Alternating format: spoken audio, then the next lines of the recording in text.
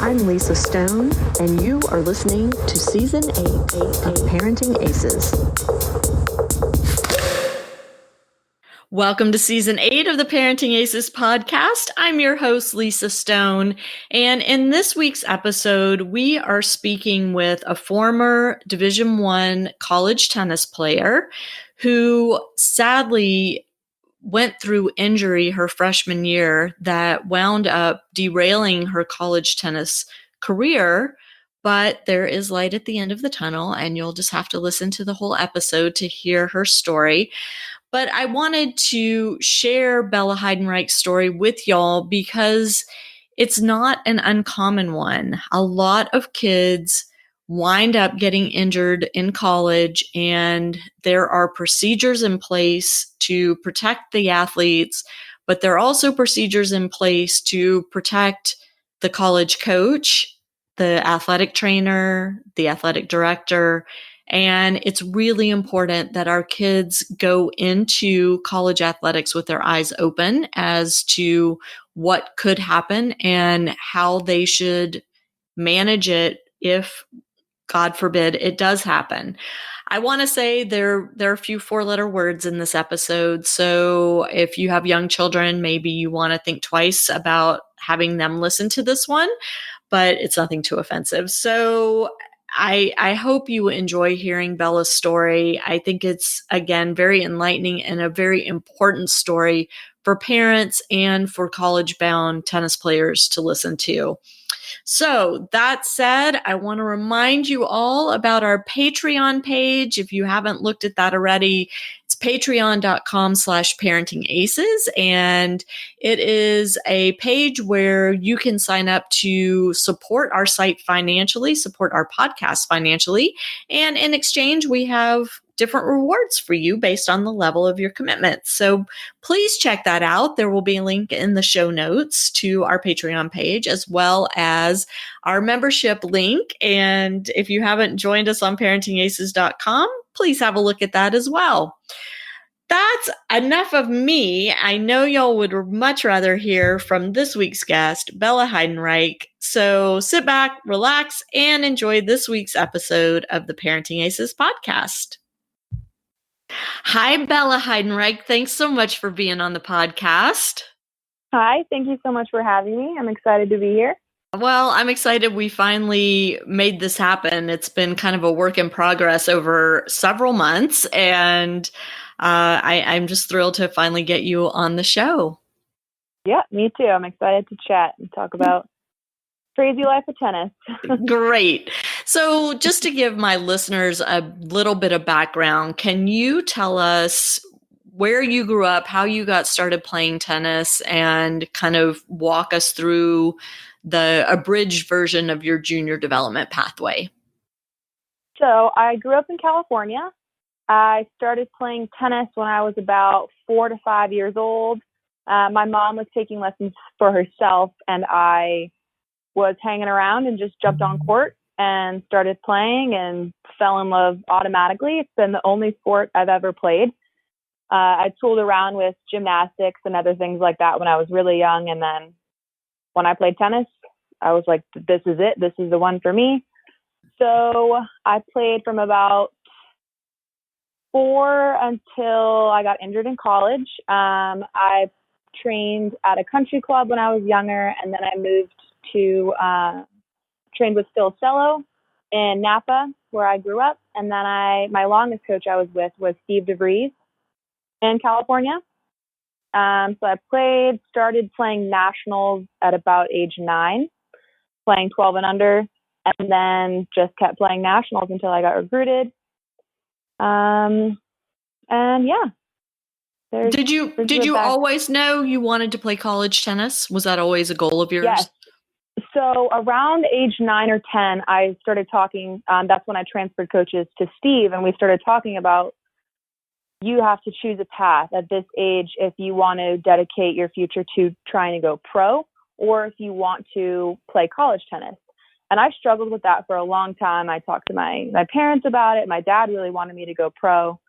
And I realized I wanted more of a solid future more of an education. I wanted to have a college education. And I knew that, the chances of if you get injured and your only thing is pro tennis, you're behind.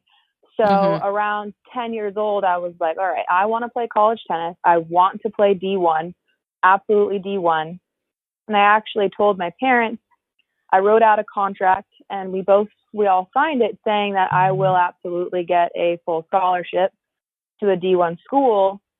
So I asked them to not save any college money for me. They saved it all for my brother because I was that determined to get a full ride to a D1 school. Is your brother older or younger? He's younger. He's 2 years younger than me. Okay. So, wow, yeah. that's a pretty mature commitment to make at that young age. It was something I knew. There are certain things in life when you know this is what I want and I will make this happen.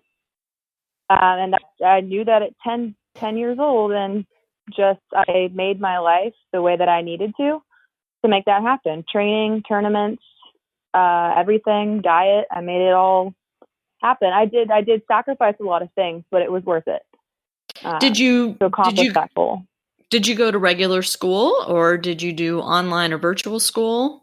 So my schooling was very on and off. So throughout elementary school, I basically did 1 year online, 1 year back in school, 1 year online, 1 year back in school. And then when I got to high school, I did freshman, sophomore year in regular high school, or actually freshman, sophomore, junior year in regular high school. And then senior year, I took online because of recruiting process. And then once I signed, I wanted to dedicate all that free time I had to getting in shape, preparing my mind for college tennis, preparing for college. So I was definitely all over the place with regular schooling and online school. And did you feel like when you got to college that you were prepared academically and socially for college life? Absolutely. I felt what my parents had done with online school and what I had done, going kind of on and off with the two, that I assimilated into college life very well, socially and academically. Yeah, I felt very comfortable. So let's talk about your recruiting process a little bit. You're 22, 23? How old are you now? Yeah, I'm 22. I'll be 23 in about 2 months.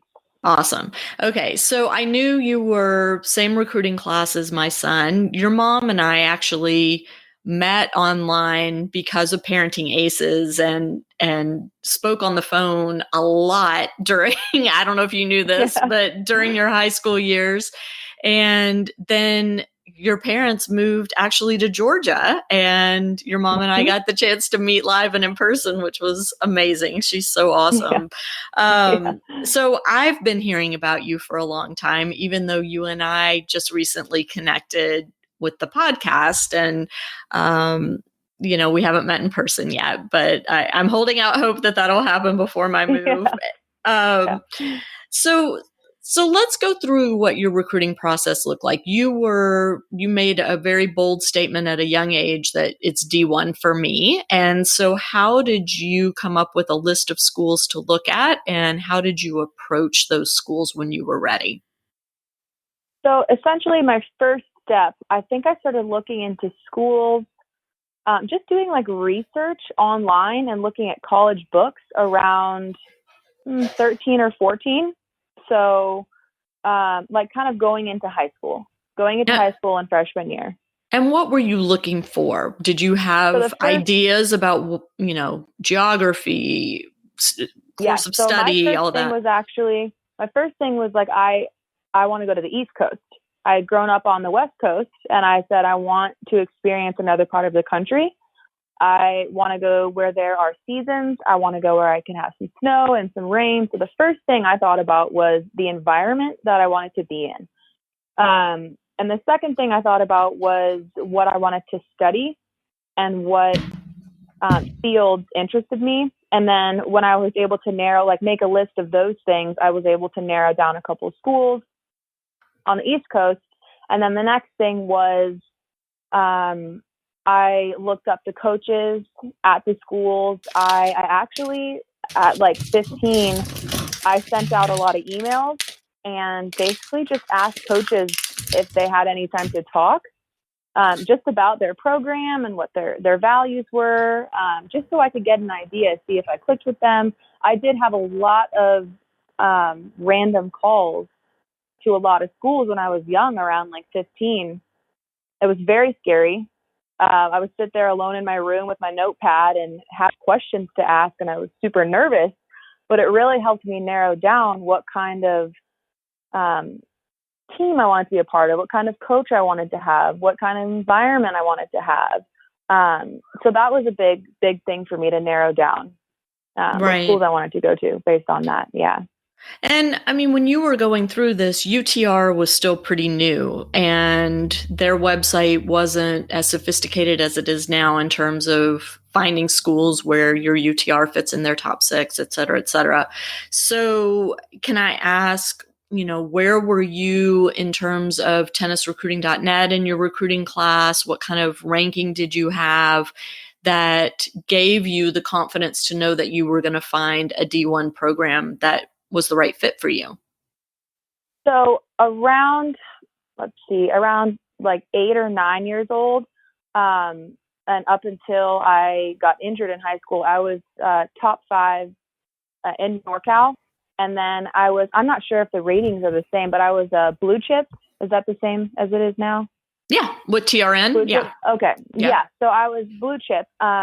This was all before I had a big injury in high school. So up from 13 to 15, when I was kind of doing this research, making these cold calls, I felt if I had sent that information in this email, and then actually just called the coach and left a message saying a few little facts about myself, that background and those facts would interest them. And then I knew that, my personality, and if they were to talk to me, that they might also be a little bit more interested. And I also had really good grades. So I knew that I did not worry about the fact that my academics wouldn't mesh well with a certain college, because I knew that I would be able to make that work, whether that was an extremely academic college or more of a medium level. Gotcha. So, and for listeners that aren't familiar with tennisrecruiting.net, a blue chip recruit is someone that's in the top 25 in their recruiting class for a particular year. So that the fact that you were a blue chip, Bella, means, you were at the top of the class, you're an excellent tennis player and a very desirable recruit to college coaches. Okay, right. It's hard to look back. You can just say yes. Like, that is all true. Yes. Okay. Yes, that's true. And so academically, did you have any ideas what you wanted to study? As you were starting out, did that change over the course of your recruiting? So I thought I wanted to go into physical therapy. So I was looking at major schools that had like kinesiology and programs like that, because I had always been interested in the human body and fitness and muscles and all of that. That was my whole life, training in tennis. So that kind of narrowed down a few schools, but I also made sure they had a wider variety of other things like communications and business and all of that, in case I got to college and was like, okay, I don't like this field at all. I need to switch. Yeah. Okay. Yeah. And so you started your process, you started leaving phone messages, sending emails. And at what point did you narrow down your search to, let's say, a top 5 number where you were ready to start taking official visits? So that was about junior year. And the tricky thing in my recruiting process was my sophomore year of high school, I suffered a really bad back injury that actually put me out for about 8 months. I could barely train. The doctors didn't know what was going on. There was really no cure. It was a very stressful time for me. And my ranking obviously started to drop right at the peak before, junior year hits. And that was really stressful. Was it a tennis-induced injury or it happened somewhere else? It It was. I remember this moment. I was playing at a tournament in Santa Cruz, and I was coming out of a backhand, and I felt something pop at my lower spine area. Oy, yikes. And I like fell to the ground. And ever since then, it was like every time I tried to play, it would seize up super bad. It was the most complicated injury. And eventually what healed it was I took a really strong anti-inflammatory supplement that had to be prescribed by a back doctor. And it knocked out, I guess, some sort of severe inflammation that I was having. Because they said that I popped off my growth plate. That's what the pop was. But it didn't really heal properly, so it was very inflamed. So that knocked out the inflammation, but at the same time, it tore up my stomach lining.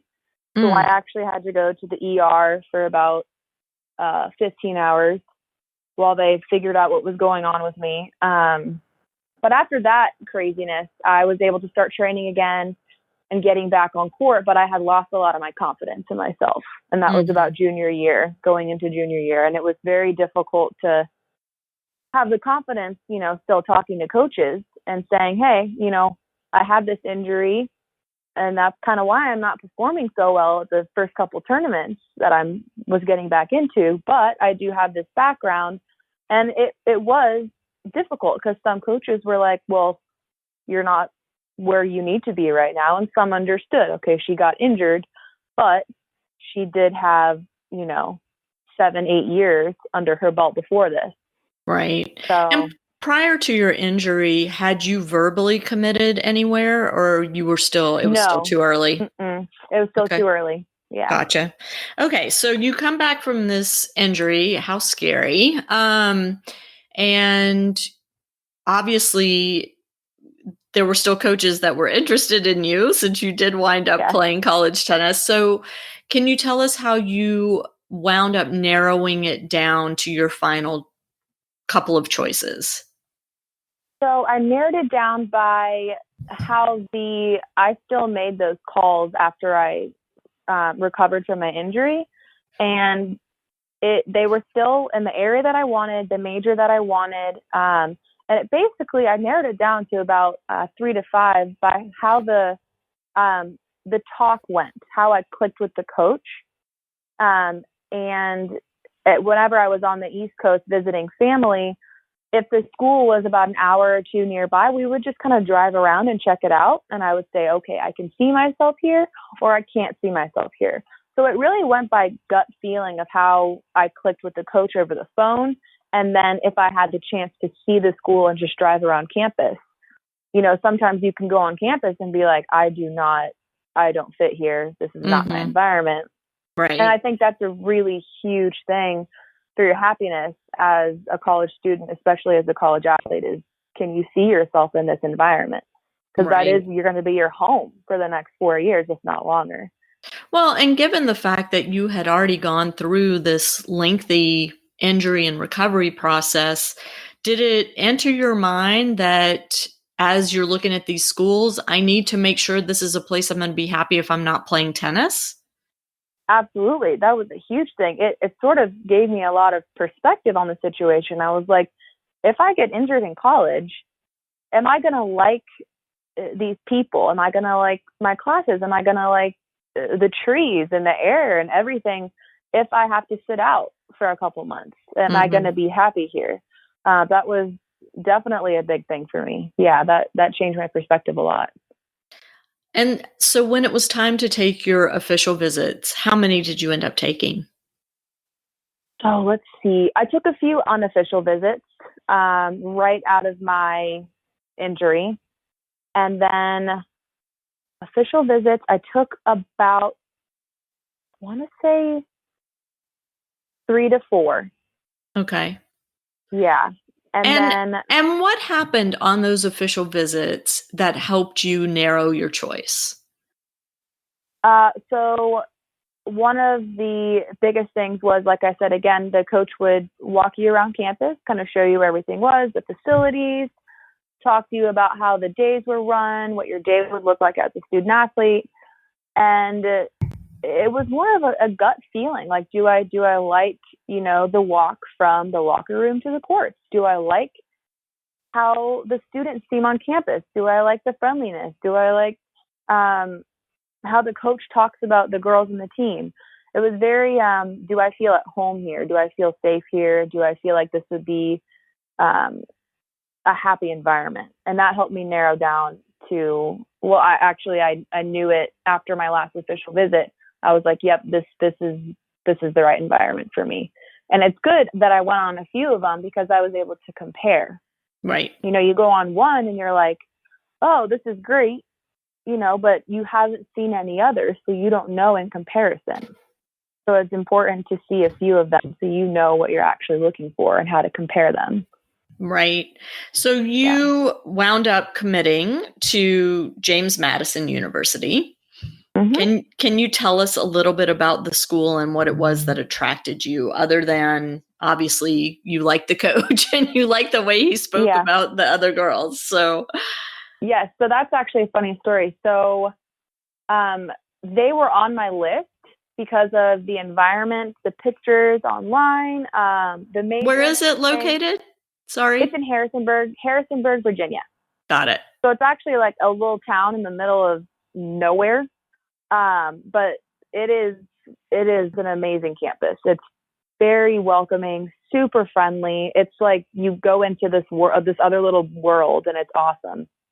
But I was playing at I think it was clay courts in Memphis the summer before my senior year, and the first round of that tournament, I had trained super hard. First round, I was on front court, and in the second set, I went into a full body cramp and seized up on court in front of everybody and had to retire out of singles. And it was devastating. It was absolutely devastating because that's where all the coaches were. Everyone was watching. I was ready to kick ass, and then my body just full body cramp, couldn't walk I couldn't move. My dad had to carry me from the car to the hotel room. It was super bad. But luckily there were 2 days in between the first singles match and the first doubles match. So I decided, I was like, okay, my body was healthy enough for me to play doubles. So the head coach at JMU saw me cramp up in singles and decided to come watch me for my doubles match. And he approached my dad during my doubles match and was like, hey, this is who I am. Tell me, is this your daughter? Because they just started chatting. And I met him after the match, and we chatted about JMU and what I was looking for in a school. And we scheduled a call for after the tournament. And that's how that school got on my official visit list. Had you seen the campus prior to that? Just through pictures, not in person. Yeah. Okay. Yeah. Okay. So you went to visit, and what was it about that happened on your visit that was like, yep? So it's funny. One of the biggest things was everybody on campus was so happy. The regular students, the student athletes. The big thing at JMU is everyone holds the door open for each other. That's like the rule. Everyone holds the door open. Everyone is friendly, and it's genuine. And I liked that there were some hills. I liked the views. I liked the way that things were run during practice. I liked the energy. I saw a couple classrooms. I liked those. It was just kind of the whole package. Mostly it was that everyone, not just the student athletes, but everyone on campus seemed happy. And I knew, I will be spending a lot of time in class. It's not just on court with the girls. So I'm going to have to like the regular students and the vibe of the school as much as I like the vibe on court. Right. So, and JMU, I went there, you go out with the girls. One of the nights you kind of see what they do on their own time, like riding in the cars and going to, a pregame or something like that. Just kind of seeing what college life is like. it was really fun. And I felt like, okay, I think I can make this my home. That was the last official I took. I had another one planned after that, but I knew, oh, you're fine. I had another one planned after that, but I knew, a week after being home, after the official visit, I was like, no, this is where I want to go. And did the coach offer you a spot while you were there on your official, or did that come later? Yes, he did. Yes. At the end of the official, he did offer. And I said, I have another official coming up. I asked if I could have about 2 weeks to decide if that was okay. And he was very patient and flexible. He wasn't pushy or rude. He was like, that's completely fine. Let us know. And I would be his first recruiting class. They were new coaches that year. So any girls that came in like right that year, the next year would be his first recruiting class. So I would have been his first recruit for his first year there, if that makes sense. Yeah. So he was new at the school. He was new at the school. Yes. So the girls in the team, they had only had a month with him. Before, and then I got recruited and came the next year. Yeah. So I was his first recruiting class. Yeah. Okay. So let's fast forward a little bit. You got a full ride there. You've been very public about that, so I'm not saying anything I shouldn't say. You got a full ride to James Madison. You went and you were part of the team. And what happened? So I went, I graduated high school in 2015, went in the fall of 2015, and a month into school, we were doing suicides on court, and I injured my foot. I felt something pop in my foot, and automatically I tried, still doing the suicides, and it was killing me. And that's when I, got my serious big injury. Was a month into my freshman year. And it was very complicated. It was not handled very well by the coaches or the trainers. And it was very confusing and stressful for me as a freshman. I did not know what to do, how hard I should push myself, who I should listen to. It was very confusing. So walk us through the steps. You have, you hear this pop in your foot, you're in pain. Was the first thing to go to the coach or to the trainer? What are the steps you went through? So I felt the pop in my foot. I finished the suicide, and then my teammate went in the next suicide. Then I went in the back of the line. There was about 3 girls in my group. And I told one of my teammates, okay, my foot is killing me. And she was like, oh, just go tell our trainer. Because usually the trainer, would walk around on court, bring water, fill up the coolers, that type of thing. And I went to go tell her, and she took my shoe off, looked at my foot. It wasn't swollen or anything. And she said, okay, keep trying to practice. Just don't run too much. This is when we started hitting. I could barely put any weight on it. I tried really hard because I was still a freshman, and I was like, I'm not going to quit right now and show that, my foot's hurting. And it wasn't really, I kind of finished out practice with minimal movement, and the trainer and the coaches were like, we'll just take a look at it after practice. So that's what we did. I went back to the training room. 2 hours later, they took a look at it. I went to the athletic doctor. He took a look at it, and they said, we're not sure what happened. Clearly you're in pain, but we're not sure what's going on here. And that's when the craziness started of, MRIs and multiple foot specialists coming in over the course of, 3 months. But over the course of those 3 months, they put me in a boot to walk around campus, but they taped my foot up super, super tight so that I could practice. And the coaches were saying, you are our first recruit. You're one of the best players on the team. We need you good. We need you seasoned for when spring season comes around. And I was like, I understand that. I can't walk, but I felt so much pressure. I was like, I have to play. So, I mean, during off season, during the fall, I just did my best dealing with the pain, and then nothing got better. They didn't really have an answer for exactly what it was. So they gave me a cortisone injection through the closest hospital over winter break in December. So right after finals, I got an injection, and I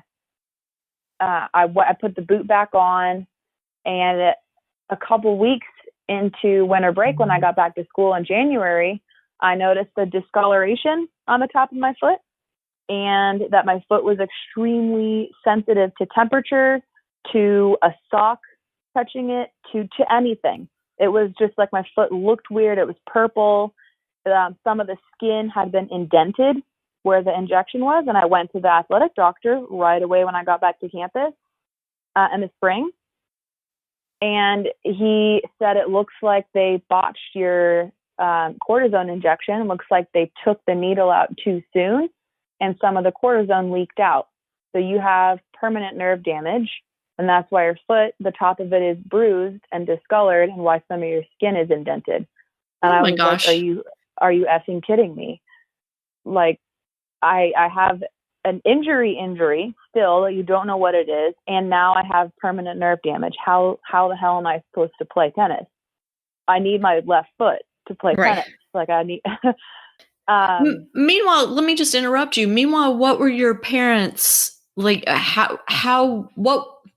What was their involvement through this process? So, it's funny because I was obviously talking to my mom a lot during fall about it. And your mom was talking to me, by the way. Yeah. Yeah. Yep.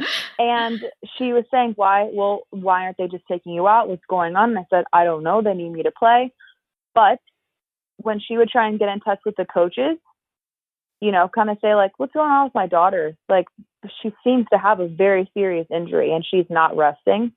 They would give the basic, our trainer's taking care of it. We're not sure what it is yet. Just basic answers. And one thing I started to notice is after, about 6 months is that, the person who's supposed to be standing up for me and my physical health is the trainer, because the coaches don't really know what's going on with injuries. They want you to play, but the trainer is supposed to back you up. And the issue with what happened to me was the athletic doctor, amazing. Loved him, stood up for me, amazing guy. But the trainer was brand new, and she was super, super scared of our coaches. She did not want to let them down. She felt she felt she could not be honest with them. So she kind of forced me to play, and she kind of lied to them about the amount of pain I was in and about how severe the injury was. And when, a year and a half later, when my coaches actually talked face to face with the athletic doctor, they were like, oh shit, this is serious. This is, this might've been more serious than the trainer was making it out to be. And it was an extremely frustrating process because I didn't want to sound like a crybaby. I didn't want to sound like, my injury is not as bad, or, my injury isn't that bad that I'm making a big deal out of it. That's what they had assumed I was doing, because the trainer did not back me up. She wanted to please the coaches by having me play at my own expense. And you, as a freshman, I'm guessing, maybe felt like, you're between a rock and a hard place. Like, you want to please the coach. You're there on a full scholarship. You want to fulfill your obligation to the team, and you don't want to let anybody down. But at the same time, you realize that this injury is serious, and you're not getting the advice and the care and the treatment that you needed at that time.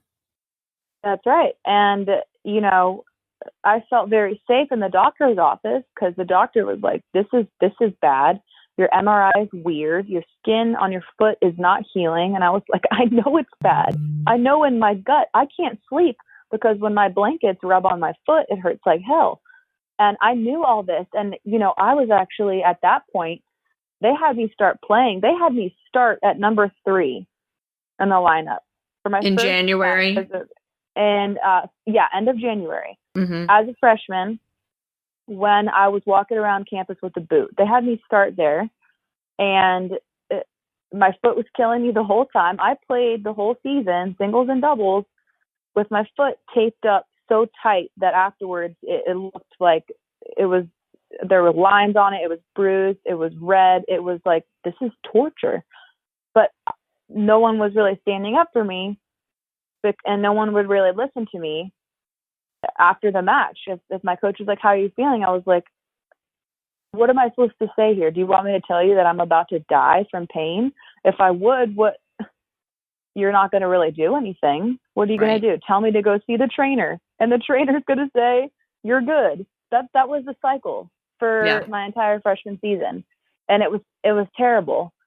And how were you feeling emotionally during that time? Because I'm picturing in my head this 18-year-old kid who is across the country from her family, in pain. The people who were supposed to be taking care of her and making sure she's okay aren't doing their job. And she's trying to please everybody and do what she committed to do. But at the same time, the injury is continuing to get worse. It was very confusing. And one of the hardest things that I started noticing was that my teammates didn't believe me, because the trainer had me play. So they were like, well, if the trainer's having you play, then you're good. And I was like, no, guys, I'm in so much pain. And they didn't know whether I was just trying to get out of playing and get out of running, or whether it was serious. So I was kind of started to, I was being alienated as this girl who's complaining, or I didn't even complain. I just had to limp. I couldn't walk. And then I had to walk around with a boot. And they were all kind of like, well, is she being serious or not? Because, the trainer says she's fine. And then, when I left to go, we moved so my family was in California all my freshman year, and they moved to Georgia the beginning of that summer. So I went straight from Virginia down to Georgia after my freshman year. And, I was like, okay, I have to train this summer. I have to find new coaches here. I have to start over, find new cross training, a new coach, new girls to hit with. And I did that. I managed the pain as best as I could, because my orders from the trainer and from the doctor were just keep training this summer. Coaches said you need to play at least 6 tournaments. So I did that while all still in pain, in a new environment, a new state. And then my last summer tournament, I was playing singles, and my foot gave out on me during a match. I put pressure on it, and it like all the muscles stopped working. It just didn't work. It was extremely scary. I was sitting down. I had to hop on one foot. I had to retire. I had to crawl around the house. I had to crawl down the stairs. It was so severe. And I went back my sophomore year, a month after that had happened, and I went straight to the doctor's office before classes started. And I said, this is what happened. I've been doing everything you guys told me to do. This taping, this rehab, I've done absolutely everything. And the doctor finally, after a year of his injury, said, we're taking you out of fall season. You're not going to play. You're not going to run. You're not going to travel. You're not going to do anything. And I said, thank God. It's about frickin' time. Yeah. It took my foot to just quit on me for them to say, okay, I guess you're out now. And I didn't even go to the trainer first, which I'm very happy about. I didn't talk to my coaches. I didn't go to the trainer. I walked straight into the doctor's office. And my mom advised me to do that. She's like, this is absolutely ridiculous now.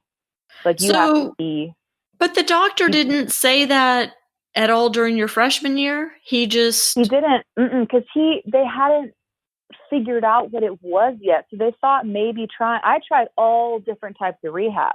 Mm-hmm. So they thought, with, maybe this type of rehab, it'll get better in about 2 weeks and she can start playing.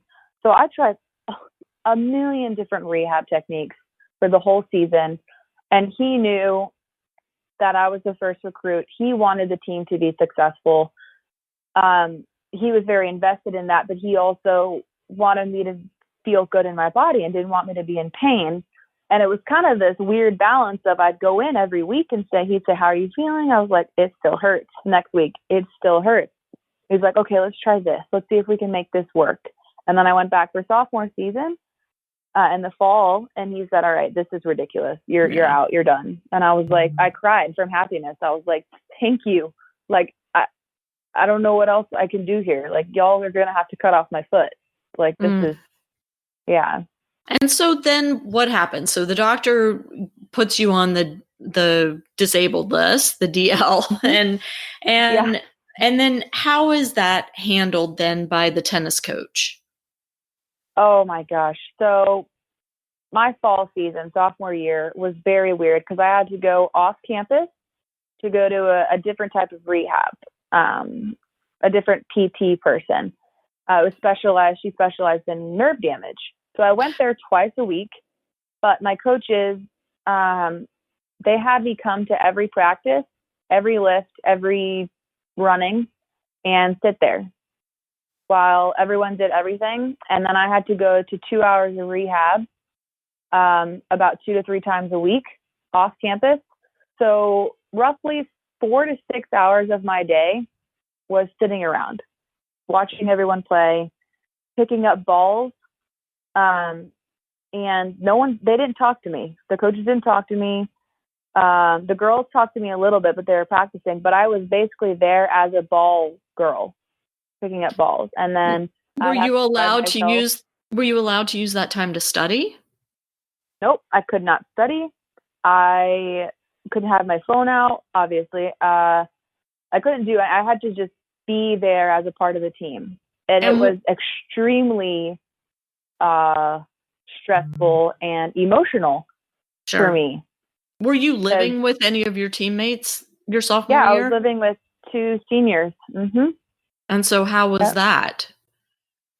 That was weird because we would all, wake up early in the morning to go to running, and I would go, and they would complain about, the running afterwards, that was so hard, and I couldn't chime in. I couldn't be a part of it. But like when we'd get back to the apartment, they would talk about practice, and I would just sit there like, yep. I mean, I wasn't a part of it. I was sitting on the sidelines, but it was very weird for me. And then I had to go to my own rehab alone with no teammates around, not on campus. It was a very hard semester. And then when they would leave on the weekends for fall season matches, I was left alone. No one in the apartment. I made a lot of friends with other people. I filled my life.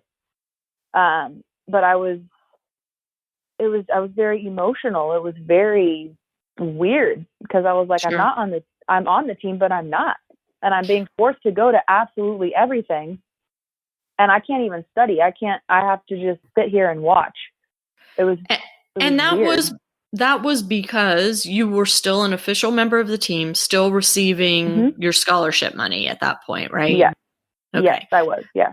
Okay. And so that was, I would guess, the coach's justification for making you be there. You are officially part of the team. You're on the roster. You're on the website. You're receiving a full ride to be part of this team. And therefore, you need to be at practices and show your support for your teammates. Yes. And they also said, we had like little, you're the captain, or you're this, or you're the team, like the DJ and things like that. And they said, you're one of the leaders of this team. Like you bring the team up. Your presence is very powerful. And that's why they said a big thing why they recruited me in the first place. It was a very powerful, positive presence on a team. And they said they want that. They needed that at their practices. They needed that type of person, that type of teammate. And I was like, okay, I don't want to let the team down because I'm that type of presence, but I'm also not even playing. I'm not even running. I'm not doing anything. So I'm here for everybody else. And I just started to dwindle away emotionally. I was like, this is torture.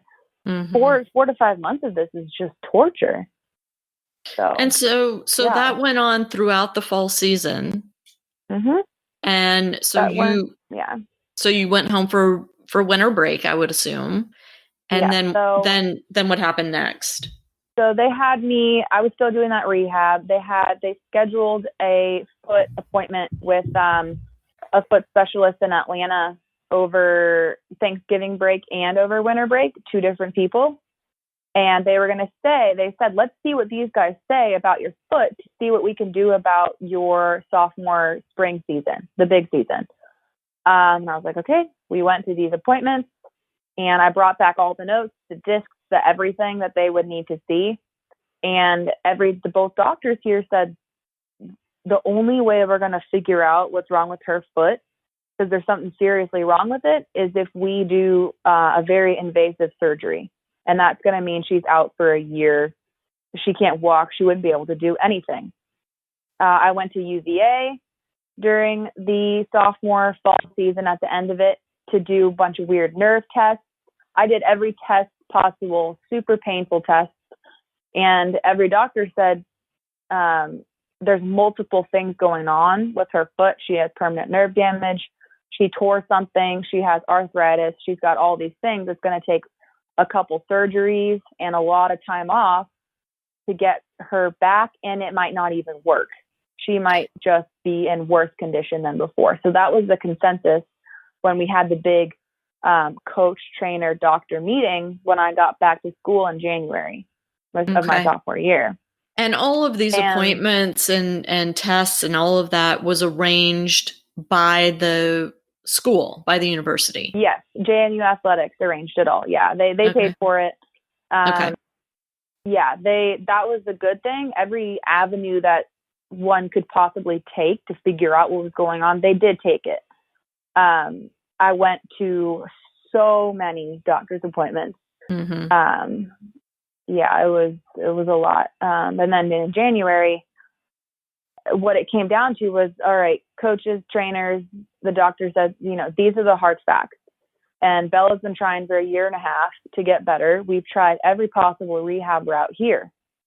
And we have the top foot specialist in the country telling us that she is in severe pain and she might not even get better with whatever, suggestion they would make. And it kind of came down to, it was up to me at this point. Do you want to keep trying this? Do you want to try more rehab? Do you want to get surgery, or do you want to medically DQ? And that talk happened mid-January, end of January. And they said, let us know if you want to play for this season. That was the first thing I had to decide. Can I play? Can I start training again for fall season? And I said, no, I can't do that. Because at this point, I was in a boot and I was on a scooter. I had a handicap pass in my car so I could park in any handicap spot I needed to, because I actually couldn't put any weight on my foot at this point. It was that bad. And I said, no, I cannot play for fall season, but I need to seriously think about this medically DQing. I can't make this answer and give you an answer. Fall season or spring season? Sorry, fall or spring season. Spring season, sophomore year. Okay. I just want to make sure that's okay. That's where I thought we were. Okay. Yeah. So you had to make a decision if you were going to pull yourself off the team. Yeah, for the spring season. Right. And I was able to answer that like on the dot, on the spot. I said, no, I'm not playing. There's no way in hell I can start training right now. I can barely walk to the bathroom. And what did that mean in terms of your scholarship? I still have my scholarship. That would mean, I was just redshirting for my spring season of my sophomore year. I was redshirt. So you wouldn't lose that semester of eligibility. You would still have, yeah. Okay. Mm-hmm. Got it. Yeah. So it was that decision. And then the thing that nobody said, but everybody knew, was it's more likely going to be a medical DQ, because the chances of her foot even getting better to play tennis at this level are so low. Mm-hmm. So I did a lot of soul searching. I talked to my mom. I talked to some friends. And over the course of about 2 to 3 weeks, I went in, I called an appointment with, the first thing I did was call an appointment with the doctor. And I went in and I just started crying and I said, I can't do it. Like, I want to be able to walk when I'm 30, just normally walk. And he said, I think that's the best decision for you. The path that you're on now, if you keep playing tennis, you will not be able to walk without severe pain when you're 30. And I said, it's just not worth it. Right. This just isn't worth it. So I had my coaches come into that appointment at the end of it, and I told them, and they were upset on my behalf because they knew it was really hard for me. They were sensitive about it. They were nice. And then I told my team about the next day. I wrote a letter that I read to them and to the coaches in the locker room, just to tell them, like, this is what's going on. This is the decision I've made. And it was very hard. I was crying a lot. It was very difficult. And they were sweet. A lot of them cried. They were very understanding. They up until that point, they had no idea what I was going through. Nobody told them. They had no idea that it was this severe. Mm-hmm. One of them was like, wait, it's that bad? And I was like, yeah, guys, it's been this bad for a year and a half. And they just didn't know. And it's weird because you think your teammates would know, right, how much you're going through, but they're so much in their own world. They have their own shit going on, when they're stressed at practice for their own issues. So it was very difficult. And that was around, February, March that I announced that I was medically DQing. So what that would mean for my scholarship would mean I had to now work for the JMU athletics department in one of the areas to still earn my scholarship. So I was not an active athlete. I was, I got put in the marketing department. So I was an intern for the marketing department. So that's what I started doing then. And so that enabled you to keep your scholarship. Yeah. So around March is when all the paperwork went through. And then in April, before finals, I got a severe concussion. I just slipped. I don't remember any of it. I slipped and I cracked my head, apparently on a table. And I got a severe concussion and I had to go to the hospital. And I went to the doctor. I had a friend drive me to the doctor 2 days later, and he said, you need to be on bed rest for months. You're not staying at school. You're not doing finals. You're not finishing your classes. This is the worst concussion I've seen over all of our football players. It was just an extremely unlucky situation. It was a series of unfortunate events that semester. Wow. Yeah. So I came home in April, finished my classes online that summer. And then I went back to campus for my junior year as a retired athlete who was still on scholarship because I was working for the JMU marketing department. And that's how you completed your 4 years there. I actually didn't complete my 4 years there. No. So about 2 months into my junior year, that fall season, or not, it wasn't a season, that fall semester, I had some really dark shit from my past in high school, not anything to do with tennis, just personal stuff. A very traumatic event kind of resurfaced in my mind and in my emotions, and I snapped. I think it was, the combination of medically DQing, the concussion, and then having this traumatic event resurface. That semester, I actually, I ended up in, the hospital because I was not doing mentally well at all. My therapist drove me to the hospital. My mom came up and said, you're coming home. Like, you cannot be in a college environment. You need to, everything that's happened this year, you have to be at home to recover. And I was like, you're right. I've been pushing it too hard. So I came home. I took the spring semester off. I just stayed at home. I recovered from everything that had happened that past year. And then I went back for the next fall semester. So I came back a year later to JMU as, they still allowed me to have my my scholarship, because I told them everything that had happened in my past. And it was enough for them to say, okay, you can have your scholarship when you come back. You'll still have to work for the marketing department, but this is absolutely a reason for you to take a semester off. Mm-hmm. So the athletics department, and they handled that situation beautifully, just beautifully.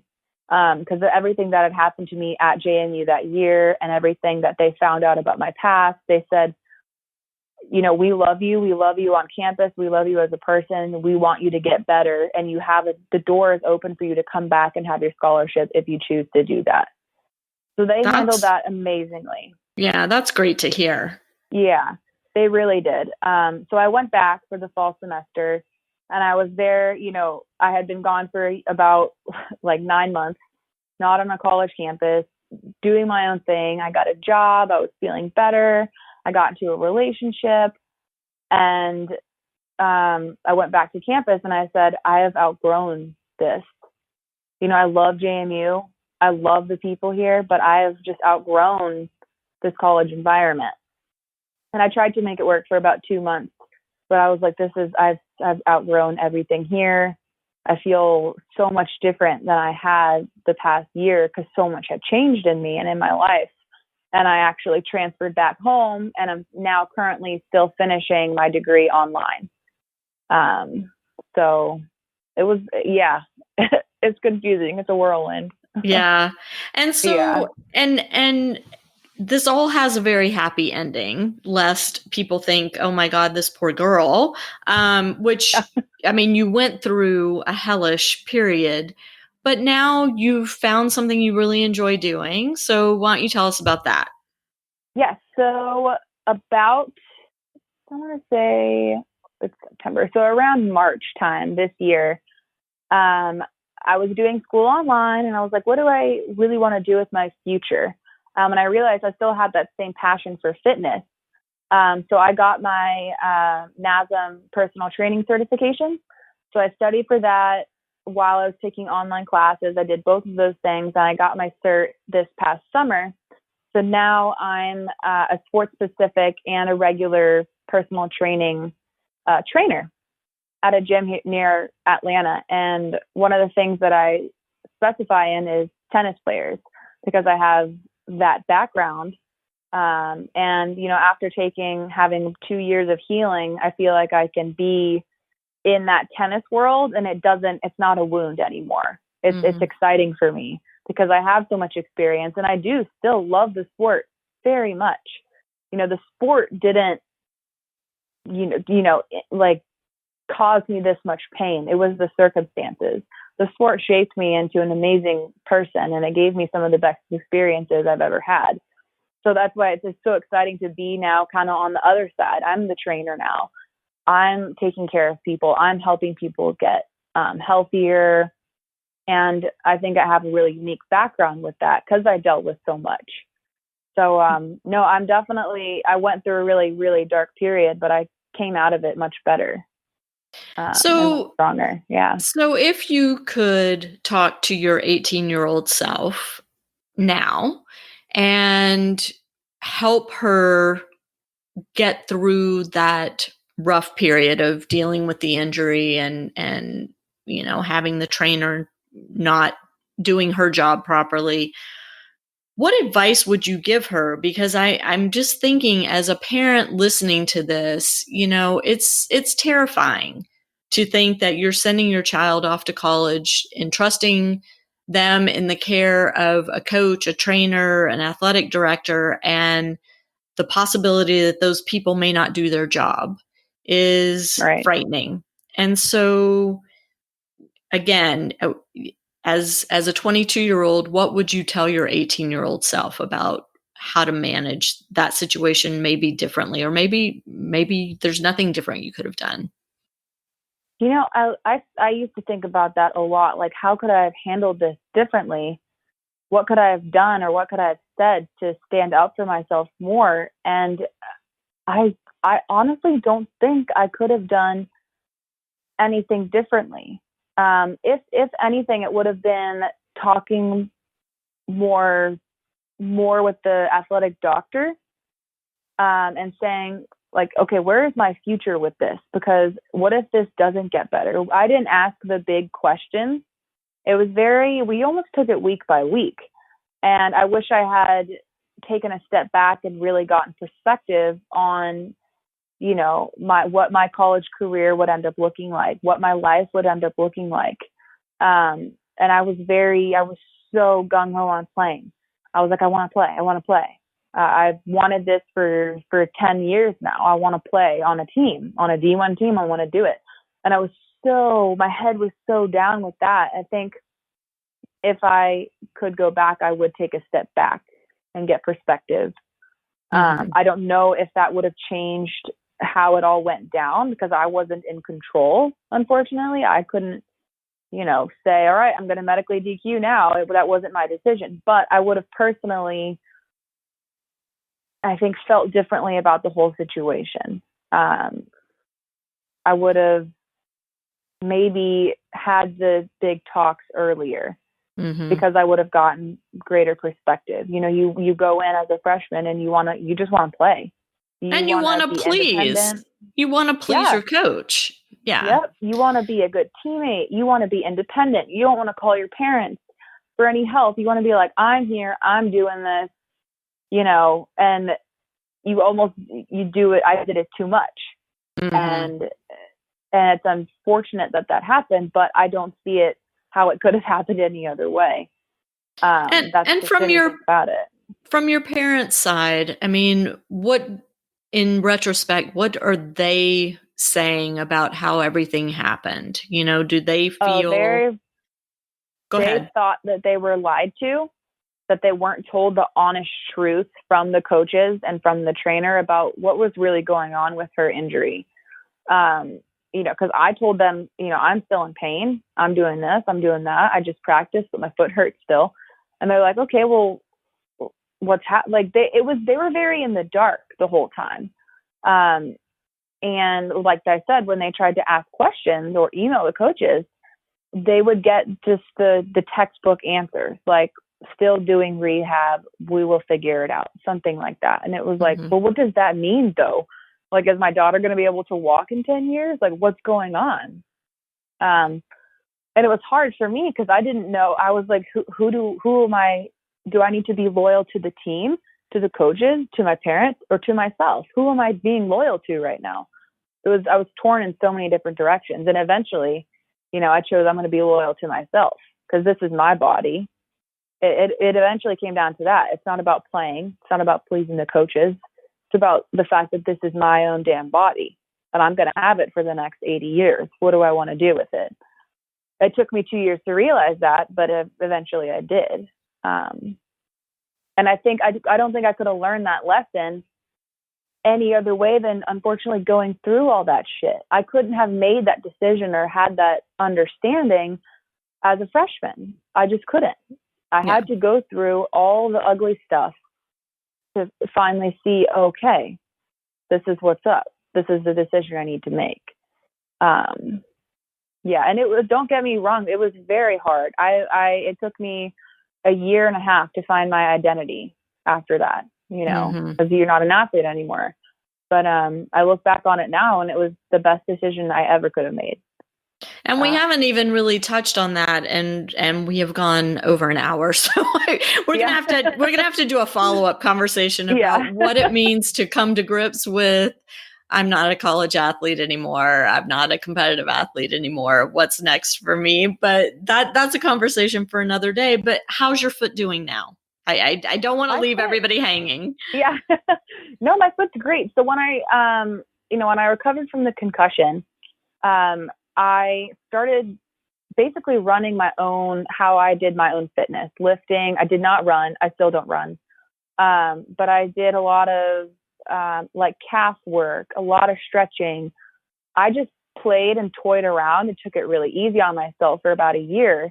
And I do take a Chinese herb that helps with nerve damage, like specifically for that. I've taken that for the past 3 years. I take it every day. And that's huge. So if I don't take that pill once a day, my foot kills me. Okay. So it's something that I I will have to live with for the rest of my life, but I can lift, I can hike, I can do everything that I wanted to be able to do. And it's kind of one of those things, like if my foot hurts, I don't notice it as much as I used to, because it's bearable. But, you know, if I run 2 days in a row, 3 days in a row, it hurts a lot. So I just have to balance my life around that. And that's something I've accepted. And was the injury ever pinpointed? Did they ever say what happened specifically? So I forget what the ligament was. So the popping that I felt originally was a torn ligament, and they didn't identify it properly. So the training on it, I guess, made some inflammation and arthritis, and the joint got all unstable. And then I got the injection, the botched injection, which caused nerve damage, which made everything, all those other, the pains made everything else 10 times worse. Right. So it was a combination of a lot of unlucky things in a very small centered part of my foot. So, and it's unfortunately, you know, your foot, you walk on it constantly. It's not like you can really rest that. Right. So, right. Yeah. Well, Bella, it's quite a story, and I'm really I feel honored that you wanted to share it with us. And I know this has been a crazy 4-year journey for you, but it sounds like you've found your light again and found your passion, and you know that you're off to a great start with your personal training career. And I mean, you know, you're a joy to talk to, and I feel like you've got your head on so straight, and I just thank you for sharing all of this with us. Yeah, no, thank you for having me. I think it's good to hear, you know, the crazy shit that happens in people's lives. No one really talks about it. No one knows the dark truth about stuff. So I'm happy to share that. It took me a while. I think, you know, you and my mom talked about me speaking with you, but I wasn't emotionally stable enough to at that time. But no, I'm very happy I was able to do this now and share it. And if I can help anyone, you know, with my story or, you know, anything like that, that would be great. Because if I had heard a story like this, you know, it would have given me perspective. I still would have played college tennis, but I would have gone in with my eyes open. So yeah. Well, thank you. Thank you so much for talking with us. And to my listeners, thank you so much for tuning in. And we'll catch you next time on Parenting Aces. All right. Thank you. I'm Lisa Stone, and you've been listening to the Parenting Aces podcast. For tennis parents, by a tennis parent. If you like what you've heard, I hope you'll share the podcast with your tennis community. For all the information you need to navigate the junior and college tennis journey, be sure to check out ParentingAces.com.